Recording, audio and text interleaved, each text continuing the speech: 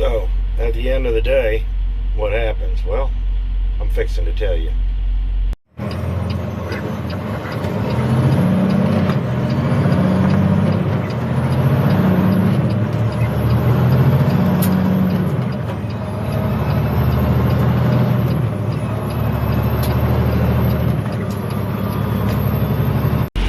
Down here in New Albany today, I check it on my trailer. Still frozen. Hooray. Tires are still aired up. Gotta make sure the padlock's still on. We get some pretty decent sized padlocks here. You know. Well, that's about 1,000 pounds of ice that'll hopefully, great. Alright. So I was kind of wondering what to do this week about this video. Had a couple ideas, started several videos, scrapped several videos, and then I hit upon a point. What happens at the end of the day? Well, get in the truck. After doing that video about the hustle in the game and all that, I got thinking, what's the end game here? What happens at the end? Well, at the end, everything funnels down to you. It's all on you at that point. Well, it's all on me as the driver. It's all on. And that's just kind of how it goes. So, how do you take this thought and make it your own? How do you put this to work? How do you make money with it? Well, there's several different ways, and make sure they're legal. And your end game has to be tight. No story about it. So, like I said, I'd made a couple of videos prior. I deleted both of them. I just didn't like where they were coming from. I'm trying to be positive out here. You know, I don't like a lot of negativity. I want guys in this business, good guys, but I also want them to know what they're getting into. So, let's just start with the loads. So, you accept a load. And it's what's there, it's what's given. And it's your job to get it there as quickly and efficiently and on time as possible. Ideally, you want to drop and hook load because, well, you can just drop it and go. But if the load has too much time on it, or you know you're going to be sitting. Now, don't get me wrong. If I'm in South Dakota in January and I'm getting a load down to South Carolina and there's 2 extra days on it, I always take it because, well, if it's loaded, I can actually get my restart down there and it's warm. But truthfully, if the weather's fine and you don't need a restart and all that, you don't want to sit any more than you have to. But sometimes you're going to. Now, on the other end of that, you get these loads that they're told you were going to be ready and you're waiting and waiting and waiting and waiting and waiting, and I hate those. We all have to do them from time to time. But when it's time to go, it's time to go. I used to deal with Seaborgs and Guyman. I no longer deal with Seaborgs and Guyman. Because of things of that nature.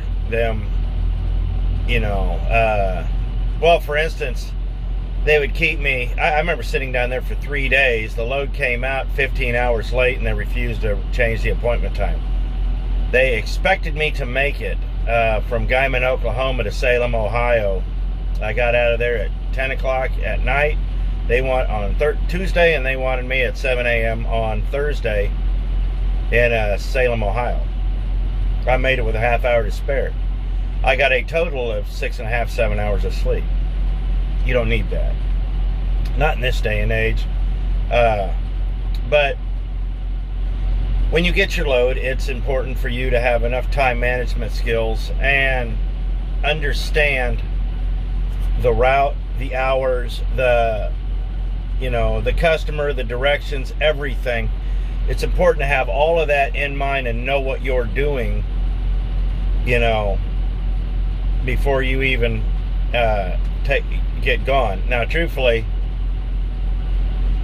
I do pretty much of the same thing, that I know what the loads pay for the most part. I know where they're going. I know how to get there. There are a few loads, though, that, well, I don't have time up front, but I have an idea. So what happens when you have an idea? Their coffee's okay. Not great, but yeah, it's okay. So every now and then, I'll be literally just dropping a load, picking one up, and I don't have time to really sit there and grab the atlas and put everything in the GPS or do whatever you're gonna do, because it's just, I don't want to take the time. But I do have an idea it's going this way. And a lot of old timers will tell you, when you've been in this business a while, you have a general idea of which way you need to go that's the most efficient. So if you pick up a load, say like I'm picking up a load, I'm dropping it off in, let's just say Sioux City, and picking up in Sioux City. And I've just got a little bit of my 14 left before it starts ticking off my time, and I've got about 4.5 hours left of the day. I roll in, drop my trailer, go around, pick up my trailer, grab my paperwork, and we're gone. I know where I'm going. That 14's more important than you realize. Well, I know where I'm going, so, or what direction I need to be going. So what I end up doing is I go there, and then when I get stopped for that night, I know I got to get up in 10 hours, but you can grab your atlas or load your GPS or whatever you're doing and start making a game plan. A game plan is important, because once you pick up that load, it's, like I said, it's all on you. You have to figure out how to get it there. You know, a lot of this stuff comes with experience, and you're not going to hit a home run first time out. But once you start getting a little bit of an idea about directions and this, that, and where these things are in these cities and all that, it starts becoming a little more clear. Now, you might need to just do a Google search and say, where is this city, before you take off, because if you're unfamiliar, you don't want to go the wrong way. Used to get Sioux City and Sioux Falls mixed up, and I remember going the wrong way and ending up in one city when I should have been in the other. And that's about a 160-mile mistake. And I got laughed at. But hey, I earned it. So you have to kind of have an idea, but have a plan, because getting there is part of it. So once you get there, you also have to have a plan on if you're going to be staying there that night, whether you're going to be spending the night in the parking lot, whether you're going to be spending the night on the street, whether you're going to be going to the truck stop, whether you can go there, turn around, get out. A lot of these places we go, we don't let you go in there and turn around. So you got to go into the parking lot or go to the street next door and sit there for a minute and PC back to a truck stop or do whatever. That's part of why I don't go to AWG in South Haven anymore, because the city got tired of the truckers trashing the place, and they don't let you park anywhere around there. Now, mind you, it's 25 minutes to anywhere to park from there, and but they only give you 15 minutes to get there. So you can do one of two things: you can sit there and park on the street and risk a parking ticket, or you can be late. And it got to be such a pain that I said it's not worth it. The load doesn't pay as well as I would like, and the fuel surcharge just isn't there. I mean, it's just to the point where it was just not worth it anymore. So I just don't haul that load anymore. It's all about planning. So when you get to the customer, that's when the next plan starts. As I've talked about, dealing with customers is paramount. You're going to deal with a lot of idiots, and I can't use that word. That word I can't use. And that word I can't use, and that word I can't use. a lot of these places don't seem to realize, they seem to think you guys are a dime a dozen, but they seem to forget that you guys are the ones bringing all their stuff in. So there always has to be a little give and take, which there usually is none.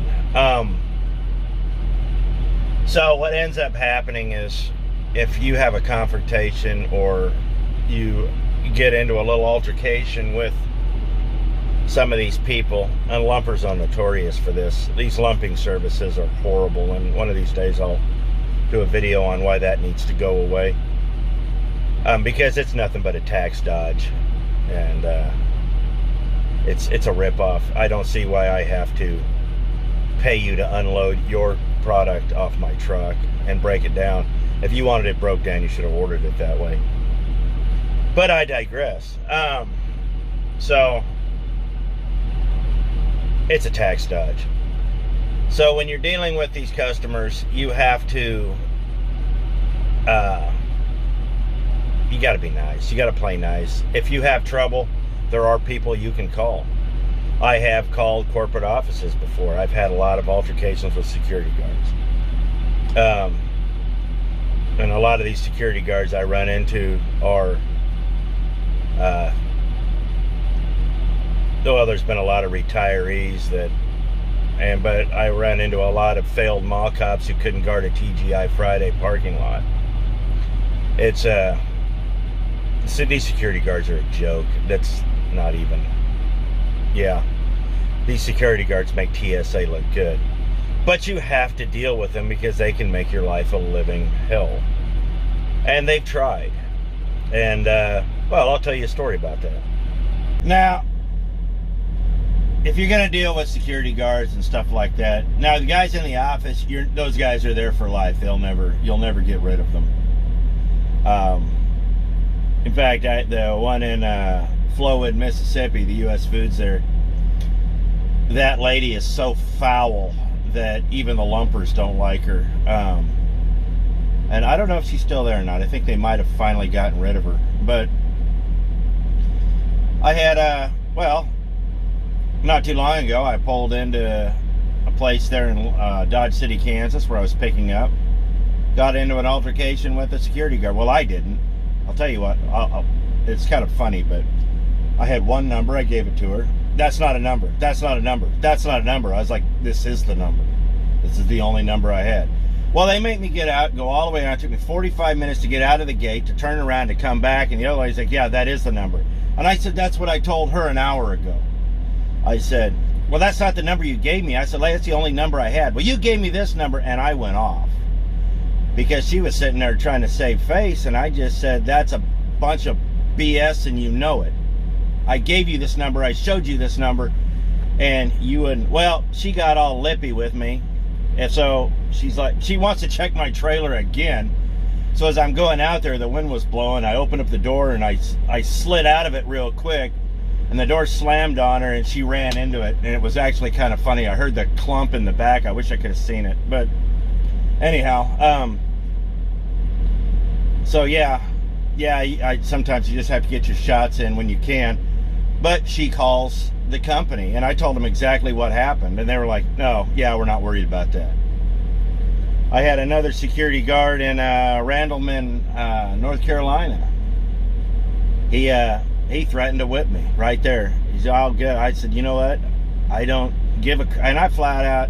He tried to do that flex, you know, this is not the day, you need to blah, blah. And I said, dude, I don't give a damn what kind of day you're having. It's not my concern, nor do I care. I said, I have a job to do. This is the number. You need to figure it out. And he got crappy with me. At that point, when they threaten you like that, you just start making phone calls. Don't even engage. So I went and I called the corporate office. Not his office, I called the corporate office. He doesn't work there anymore. I don't know if I got him fired, nor do I care. Because I'll tell you this, if you're going to be sitting there threatening people, you know, do I sound like a male Karen? No, I'm not. It just hit me the wrong way, and I was like, dude, you can't be threatening to whip me right at the guard shack because you won't do your job. You know, but never engage these people. You can't, because then you're in the wrong. You have a job to do, you have a load to get, you have things to do. You cannot engage these people on their level because it will always be your fault.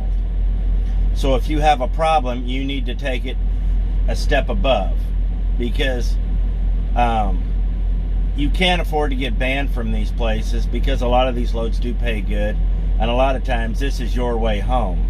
So you have to figure out how to work within their system to get what you need done. So now are you starting to see that it's all on you as the driver? You know, once you say yes to the load, from the moment you say yes and hang up the phone or get the load sheet to the moment you're empty. So what happens when you're empty? Well, sometimes that can be a little tricky too. So once you're empty, what do you do? Well, before you get to your customer that night or whatever, as long as you don't have any rejected product, you can't really bank on that, but unless you've been there before and there's always something rejected, you have to know how many hours you're going to have. Relay that to whoever's doing your loads if you're working for a company like I am. Have your book in order and figure out what you're doing, because you really kind of don't want any downtime. Now today I've got downtime. I had 2 short days with the restart. I wasn't recapping anything. I have 7.25 hours for the next 2 days. So, but I'll have a restart up at night, at midnight. So, it's just one of those things that you have to know what you're doing and have to have an idea. I have to relay all of the pertinent information to dispatch or to whoever, or at least have an idea if you're doing it yourself. That way you can act in the most efficient manner possible. Now there's certain things that you can't predict, but at the same time, the less downtime the better. So you also have to figure your deadhead. Now I'm going to tell you this, there's one word I tell them don't ever use with me, and that's the word backhaul. Backhaul was a load invented by brokers after deregulation in order to screw the driver out of money. Well, we turned it into a round trip. We found you a backhaul. I have to go 100 miles to get my backhaul. That's not a backhaul. That's you screwing me out of, 10%. So, yeah, I don't play that game. If you want me to go haul it, just tell me to go haul it. But don't call it a backhaul, because the minute you call it a backhaul, I know I'm getting screwed. What a backhaul is, in its strictest definition, is basically you reload in the same dock you unloaded in. Like if you had something, you brought something in, they pulled it off, they reloaded you with dunnage or more product and sent you right back to where you came. That's a backhaul. Getting a load out of Sioux Falls, driving it down to, say, Memphis, going 100 miles, picking up a load, and then taking it to Sioux City, that's not a backhaul. Don't let them call it a backhaul, because, well, if it's getting called a backhaul, you're getting screwed out of 10 to 15%. Just a little food for thought. So what do you do about your deadhead miles? Well, most of the time, unless you have something tight, it's in order. So you've got a plan for that. Now, when it comes to deadheading, some of y'all just need to chill out. If you're getting paid to deadhead, like a lot of these guys to get paid, don't worry about it. You're getting paid. In fact, even as an owner-operator, I've had some deadheads that were out of the long, and I said, no. I said, I'm going to need a little extra. And they've always obliged. Or they've given me the whole amount. Just been like, you know what? We're just going to give the whole amount to you. Okay? You can usually, technically, expect a deadhead, 100 miles is average. A lot of times, though, if you got a bigger company and all that, you can get stuff a lot cheaper. My load's going to be about 50 miles away from here once I'm empty. And it's just the way it is. But it's a drop and hook. I go in there, drop my empty, grab my loaded, we gone. And hey, so that makes it worth it. But don't get too bent out of shape over deadhead. Now, this is where it's important to know what you're doing and where you're going before you have a look, before you get your load. Because a lot of times, some of these guys, they just don't care when they get you on the phone. Everybody wonders why I pee so much. A lot of times, some of these guys, if they need a load covered and you're the only guy there, some of them will try to slick you into doing it. I've had loads where the deadhead was 300 and 400 miles, and I'm like, no, absolutely not. The load is only 600 miles. You're going to deadhead me literally the same length as the load. Yeah, you're going to pay me for that. And I've gotten paid for that. But a lot of times, you know, if it's 100, 150, you just kind of have to suck it up. Now, here's the thing. It's all on you to make this just as important as your load. So, what are you doing? Well, the most efficient way. You have to put your deadhead in with the cost of the freight. I don't give a crap what anybody says. The load pays this, but you need to add those miles in to find out what you're truly getting paid. A lot of times it's gonna, they'll knock a few cents off, but I mean, if it cuts it in half, you need to have a serious talk with somebody. But you need to basically have an idea. Like I said, it's all on you to make sure this goes smoothly. And that brings me to fuel. Now, we got in a big argument with my last company because they were doing things like this about fuel. They were paying us a national average, but then they would shut off our fuel cards, and they would tell us we had to fuel here, fuel there, or this one or that one. And basically what they were doing was getting a kickback off the discount. So many gallons equal a kickback. Drivers, we weren't getting any of it. A buddy of mine actually found out what was going on. In fact, he got him to admit it.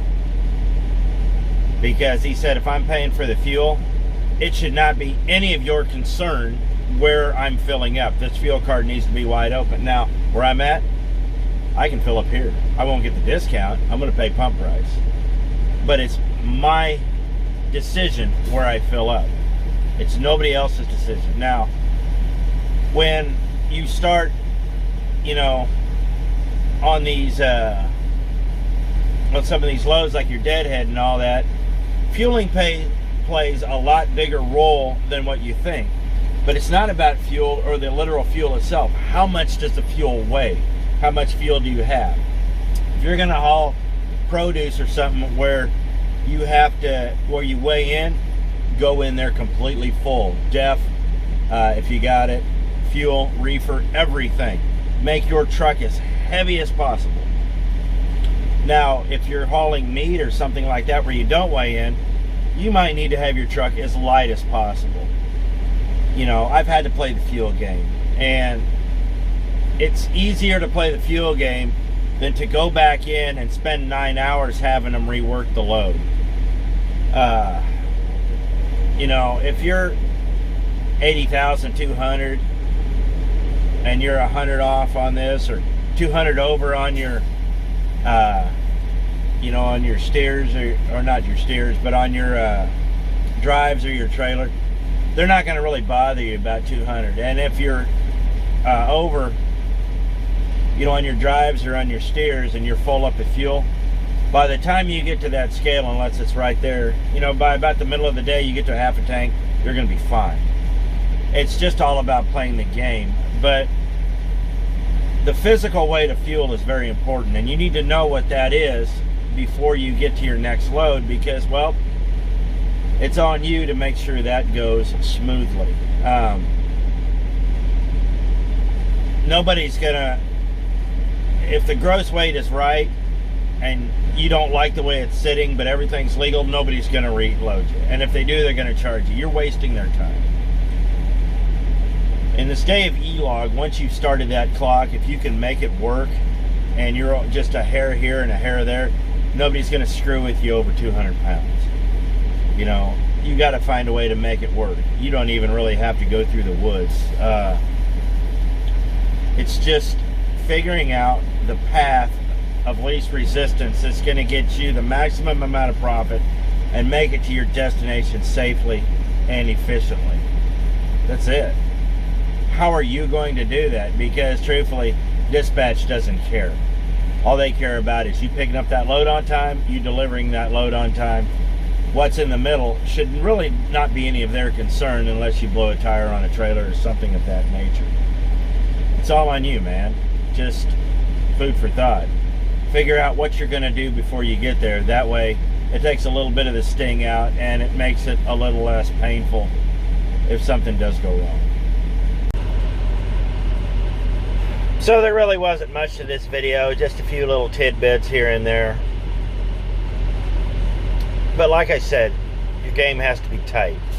You've got to hustle. You've got to do all these things. You've got to figure out what the best and most efficient way is to make your money. You can't be worried about what's going on over here or what's going on over there. You're going to find out that running in packs and groups of people, while sometimes it can be fun, will actually hinder your performance. Some guys like to run at midnight. You're going to find that certain routes and certain runs with road construction and all that are better to do in the middle of the night. I prefer to go through Atlanta between 2 and 4 in the morning. It's just going and figuring out the things that are going to make your job efficient. That's all I'm really getting at. Like I've said before, I want you guys to make money. I want you guys to do well. It's important that, you know, if you get out in this business, that you get a grasp of it early and that you can rise above the BS that's going on.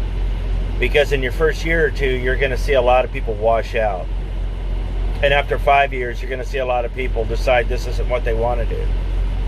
That's why, you don't see a lot of guys between 2 and 10 years in this business. They're either way over or they're way under. So if you really like what you're doing and you like this business, by all means stick with it, but figure it out, because this is a hard lesson. Everything you learn in driving school, everything you heard from your old uncle or whatever, throw it out the window. There are maybe a few tidbits here and there, and it's going to be your job to sift through it all, but the majority of it's not worth it. Not in this day and age. You've got to figure out time management. You've got to figure out fuel management. You have to deal with customers. You have to deal with a lot of these things, and you've got to bring it all together in a way that makes it efficient for you. Now, you also have to figure that out without pissing people off, without screwing other drivers, without being reckless. You know, sometimes driving a little bit under the speed limit and letting people go past you actually will increase your average. Try it. It does work. Having your foot to the floor all the time really isn't as effective as you would think. I've never understood those guys that sit there and drive 62 in the country, but then when you go to town, they want to race you through town. You're not doing anything but pissing everybody off behind you. It's not a game, and most of the time, everybody's got to go around you again. You're just slowing down progress. Just maintain what you need to do the speed limit.